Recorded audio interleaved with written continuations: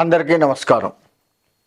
ద్వాదశ రాశుల్లో ఒక్కొక్క రాశి ఏ విధంగా ఉంటుంది? ఈ ఫిబ్రవరి నెల మనకి మంచి జరుగుతుందా? ఎట్లా ఉంటుంది? అన్న విషయాన్ని ఆలోచించుకుంటూ వెళ్తే గతంలో కంటే ఇప్పుడేమైనా మంచి జరుగుతుందా? లేదంటే ఇలానే ఉంటామా? లేదు ఇంతకంటే ఇంకేమైనా తక్కువ స్థాయికి వెళ్తామా? ఇకనైనా మనకు మంచి రోజులు వస్తాయా? అన్నది చాలామందికి ఉత్సాహంగా ఉంటుంది తెలుసుకోవాలని.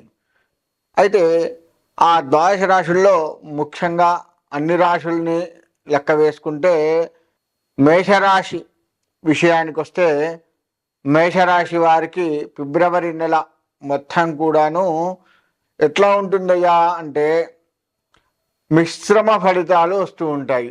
అంటే ఆశించినంత ఫలితాలు రావు.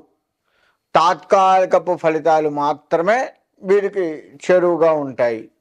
తద్వారా వీరు కొంత మంచి జరుగుతూ కొంత చెడు జరుగుతూ ఉంటుంది. మరి చెడు జరిగితే ఎట్లా? మంచి జరగాలి కదా. అంటే వీరు చేయవలసిందల్లా ఈశ్వరుడికి ఆరాధన చేసుకోవాలి.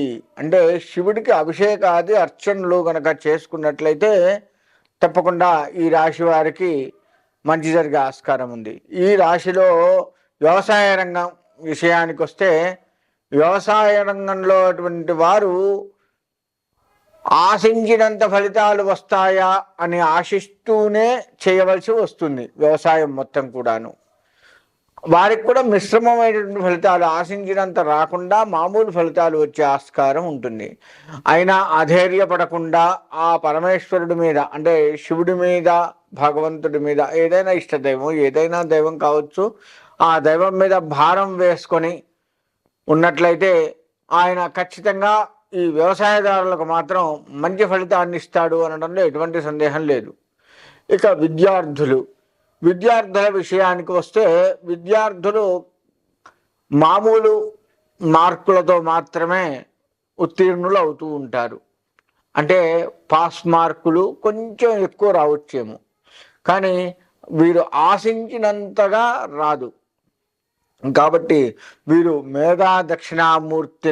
విద్యార్థులు మేధా దక్షిణామూర్తిని స్తోత్రములు కానీ లేదా ఆయన యొక్క దర్శనము ప్రదక్షిణ నమస్కారాలు ఇటువంటివి కనుక చేసుకుంటూ ఉన్నట్లయితే ప్రతిరోజు కూడాను చేసుకుంటే ఖచ్చితంగా మంచి ఫలితాలను అనుకున్నంత అయితే ఎట్టి పరిస్థితుల్లో రావు ఈ రాశిలో వారికి విద్యార్థులకి. కానీ మరీ పాస్ మార్కులు కొంచెం ఎక్కువ అని చెప్పుకున్నాం కదా, అంతకంటే కొంచెం మంచిగా వచ్చే అవకాశం ఉంటుంది.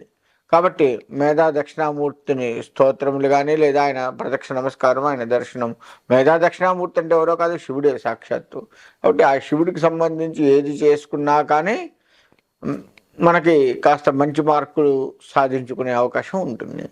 ఇకపోతే రియల్ ఎస్టేట్ రంగం వారికి కొంత కఠినమైనదనే చెప్పుకోవచ్చు.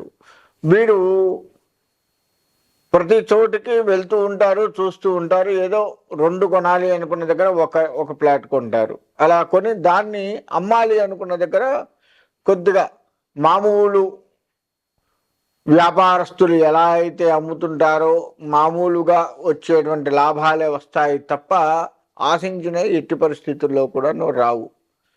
వీరికి మధ్య మధ్య కొంత చికాకులు కూడా ఏర్పడవచ్చు రియల్ ఎస్టేట్ రంగం వారికి. కాబట్టి అధైర్యపడకుండా శివుణ్ణి నమ్ముకోండి.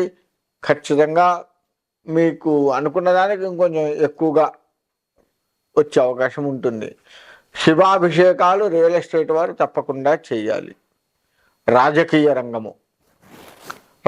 రంగాన్ని విషయానికి వస్తే ఈ రాజకీయ రంగం వారు ప్రతిదానికి తొందరపడుతూ ఉంటారు.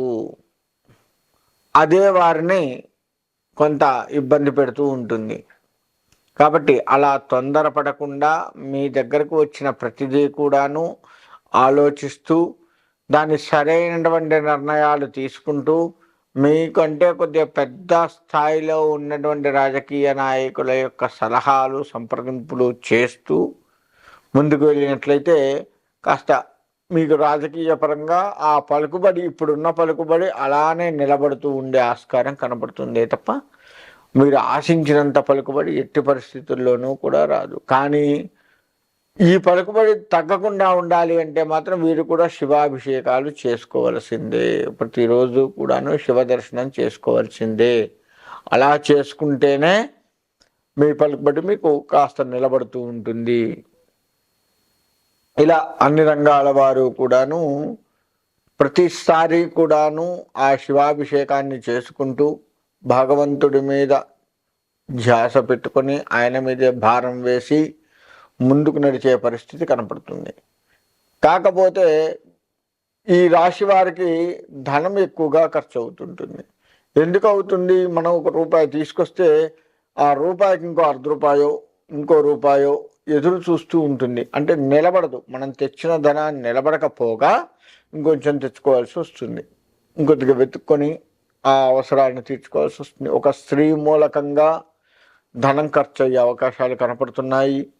అంతేకాకుండా వీరికి అనవసరపు ధనం ఇంకొంత ఎట్లా ఖర్చు అవుతుందంటే వీరి ఇంట్లో కొంత శుభకార్యాలు చేసేది కనపడుతుంది. అలా కొంత ధనాన్ని ఖర్చు అవుతుంది.